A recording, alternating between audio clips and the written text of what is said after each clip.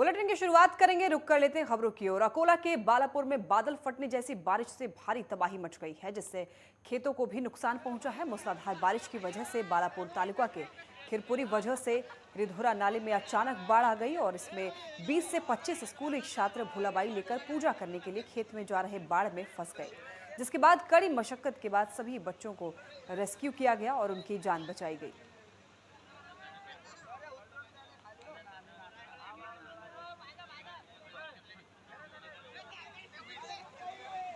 महाराष्ट्र के अकोला से आपको ये खबर बता रहे हैं, जहां पर बाढ़ की स्थिति है और इसमें बाढ़ से किसानों को भारी नुकसान हुआ है। यहां पर बालापुर में भारी बारिश की वजह से तबाही मची हुई है। इन तस्वीरों में भी आप देख सकते हैं किस तरीके से पानी का यहां पर बहाव है। लोगों को रेस्क्यू किया जा रहा है।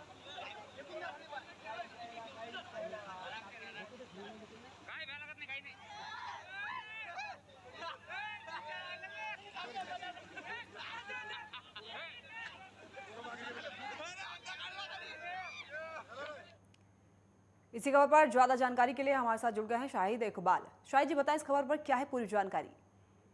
जी देखिए, मैं आपको बता दूं लक्ष्मी कि अकोला में लगातार 2 दिन नहीं 4 दिन से कहना चाहिए लगातार बारिश हो रही है और रुक रुक कर कई कई इलाकों में बारिश हो रही है। लेकिन कल जिस तरह से मूसलाधार बारिश आकोट में और क्या बोलते बालापुर में हुई है, जिसकी वजह से भारी तबाही भारी नुकसान खेतों को, फसलों को और गांव वासियों को हुआ है और हर नदी नाले उफान पे आ गए। नदियों नालों ने नदियों का स्वरूप ले लिया है, तालाब का स्वरूप ले लिया है।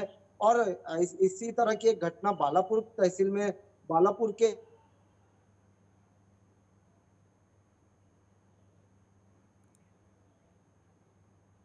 की वजह से महाराष्ट्र का जो त्योहार है, महाराष्ट्र का त्योहार है, वो जो बाल भाई उस त्योहार को मनाने के लिए बच्चे खेत में गए थे और अचानक बाढ़ आ गई। बाढ़ आने की वजह से क्या हुआ है कि ये सारे बच्चे 20 से 25 बच्चे वहां पर स्कूली छात्र फंस गए थे, जिन्हें काफी मशक्कत के बाद गांव वालों ने बाहर निकाला। और लेकिन जब वो लोग फंसे थे तो चिल्ला पुकारी की वजह से पूरा हड़कंप मच गया था, हाहाकार मच गया था और पूरा गांव एकत्रित हो गया था और सभी के मन में सवाल था कि किस तरह से बच्चों को बचाया जा सके। और जान पर जोखिम में डालकर गांव वासियों ने रस्सी के सहारे से इन बच्चों की जान बचाई। शाहिद जी, रेस्क्यू ऑपरेशन जारी है, इस पर क्या स्थिति है अभी? अभी फिलहाल तो रेस्क्यू ऑपरेशन अभी नहीं हो रहा है, ये रेस्क्यू हो चुका है और बच्चों को सकुशल बाहर निकाल लिया गया है और सभी के जो है ना सुरक्षित ला लिया गया है। किसी के प्रकार की कोई जीवित हानि या किसी प्रकार की कोई हानि इसमें नहीं हुई है और सभी को सकुशल बाहर ला लिया गया है। लगभग कितने बच्चे उसमें फंसे हुए थे शायद? 25 बच्चे तकरीबन। एक्चुअली होता है यह है कि महाराष्ट्र में एक त्योहार होता है, तो वो त्योहार मनाने के लिए बार भाई को लेके वो वहां गए थे पूजा करने के लिए खेत में। और जिस तरह से बारिश लगातार चल रही थी, बादल फटने का स्वरूप बारिश ने लिया हुआ था, इसके वजह से अचानक बाढ़ आ चुकी थी खीरपुरी के पास नाले को और उसके वजह से नदी का स्वरूप इस नाले ने ले लिया था। इस नदी में बाढ़ आने की वजह से बच्चे खेत में फंस चुके थे और बच्चों के दूसरे ओर से भी पानी बढ़ रहा था, जिसकी वजह से हाहाकार मच चुका था।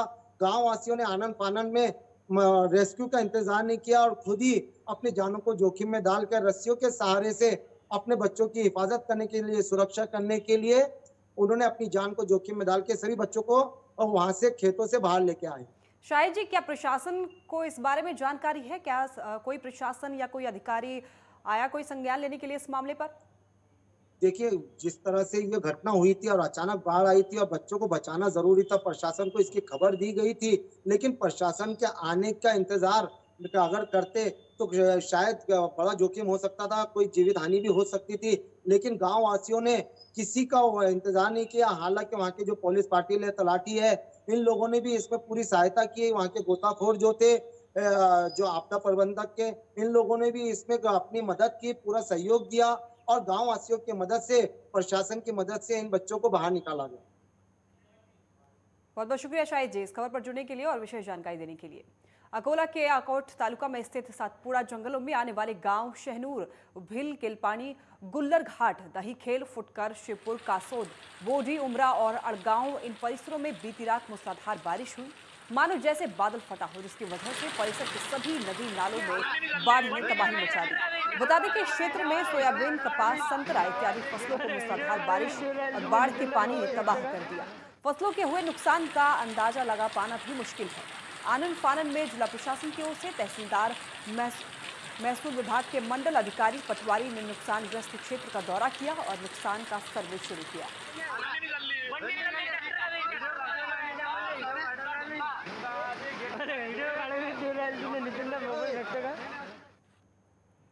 पूर्णा नदी में नहाने गए युवक की डूबने से मौत हो गई। बताया जा रहा है कि अचानक नदी का जलस्तर बढ़ जाने से युवक की मौत हो गई, जिसके बाद एनडीआरएफ की टीम ने कड़ी मशक्कत के बाद शव को बाहर निकाला। फिलहाल पुलिस ने शव को कब्जे में लेकर पोस्टमार्टम के लिए भेज दिया है और मामले की जांच में जुटी हुई है।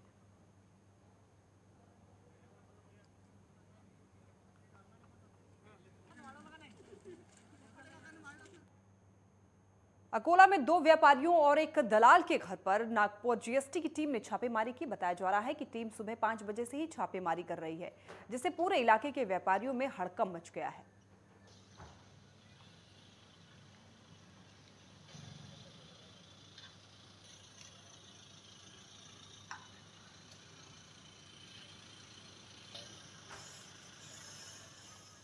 परवाणी के पालम थाने के सहायक उप निरीक्षक के खिलाफ मामला दर्ज किया गया है, जिसमें कि जांच में मदद के लिए 25,000 की रिश्वत मांगने का आरोप लगाया गया है।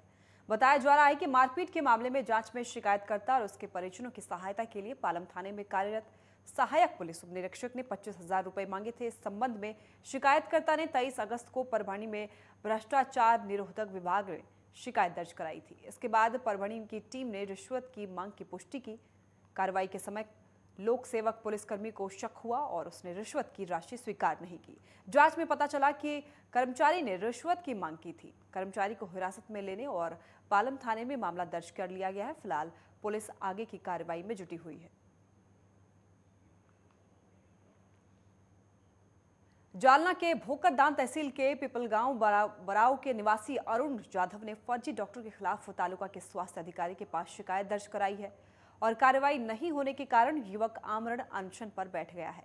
बता दें कि अरुण जाधव के पिता के पैर पर 5-6 महीने पहले डॉक्टर विनायक त्रेम्बक भूतेकर ने मलहम और गोलियां मिलाकर पैर के घाव पर लगाई थी, जिसके चलते इन्फेक्शन होने से उसके पिता की मौत हो गई थी। इस क्रम में युवक ने डॉक्टर के खिलाफ कार्रवाई की मांग की है।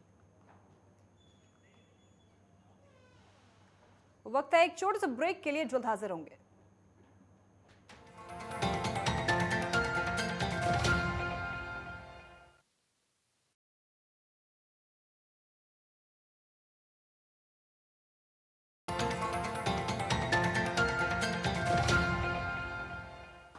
ब्रेक के बाद आपका स्वागत है। बढ़ते हैं खबरों में आगे।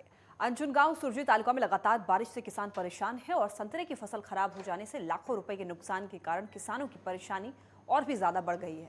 किसानों ने विधायक बलवंत वानखड़ी के नेतृत्व में तहसीलदार अंजन गांव सुरजी को एक ज्ञापन सौंपा है, जिसमें कहा गया है कि 2 साल से कोरोना के कारण संतरे के फल की कीमत नहीं मिली है। किसानों को संतरा व्यापारियों को कम दामों पर बेचना पड़ा है। अब जबकि कोरोना का समय समाप्त हो गया है, किसानों ने अंबिया बहार तैयार करने के लिए काफी मेहनत की, लेकिन जुलाई से लगातार हो रही बारिश के कारण पेड़ से संतरा फल गिर रहा है, जिसकी वजह से किसानों को भारी मात्रा में नुकसान हुआ है।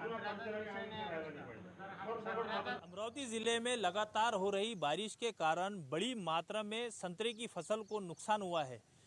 संतरे की फसल को नुकसान होने के कारण खेतों में गिरने से संतरे की फसल को काफ़ी बड़ी मात्रा में नुकसान हुआ है। आप मेरे साथ में यहाँ देख सकते हैं, खेतों में फसल गिरने की वजह से संतरे की जो फसल है उसको नुकसान हुआ है। इसलिए किसानों ने इस सड़े हुए संतरे को खेतों से बाहर सड़क पर फेंक दिया है और संतरा व्यापारियों ने भी, जो व्यापारियों ने संतरा खरीदी किए थे, उन संतरा खरीदी करने वाले व्यापारियों ने भी संतरे की सड़ जाने की वजह से इस सड़े हुए संतरे को संतरा व्यापारियों ने सड़क पर खेतों के बाहर फेंक दिया है। इससे साफ जाहिर होता है कि संतरे की फसल को भारी बारिश के कारण बड़ी मात्रा में नुकसान हुआ है, जिसकी वजह से किसान भी चिंतित नज़र आ रहा है। जावेद शाह, नेटवर्क 10, अमरावती। नासिक जिले के पालक मंत्री दादा भूसे ने नियोजन समिति की बैठक संपन्न की, जिसमें केंद्रीय स्वास्थ्य राज्य मंत्री डॉक्टर भारती पवार, जिलाधिकारी समेत नरहरी झिरवाल, सांसद, जिले के विधायक, सभी सरकारी विभागों के वरिष्ठ अधिकारी और कर्मचारी इस बैठक में मौजूद रहे। बैठक में दादा भूसे ने करोड़ों रुपए की विकास परियोजनाओं को लेकर प्रशासन को निर्देश दिए कि आवश्यकता अनुसार और स्थानीय जनप्रतिनिधियों के सूचना अनुसार योजनाएं चलाई जाएं, और साथ ही ये भी कहा है कि बाढ़ प्रभावित किसानों को मुआवजा दिया जाए। वहीं केंद्रीय स्वास्थ्य राज्य मंत्री डॉक्टर भारती पवार ने 2024 में होने वाले कुंभ मेले को लेकर भी प्रशासन को डिजिटल पोर्टल विकसित करने के निर्देश दिए हैं। बता दें कि सभी जनप्रतिनिधियों और अधिकारियों के बीच शांतिपूर्वक माहौल में ये बैठक संपन्न हुई।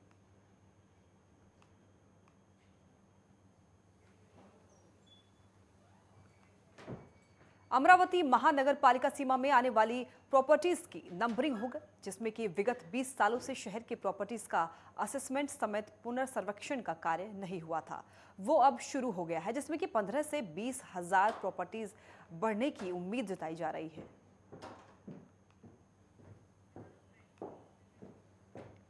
रुकेंगे एक छोटे से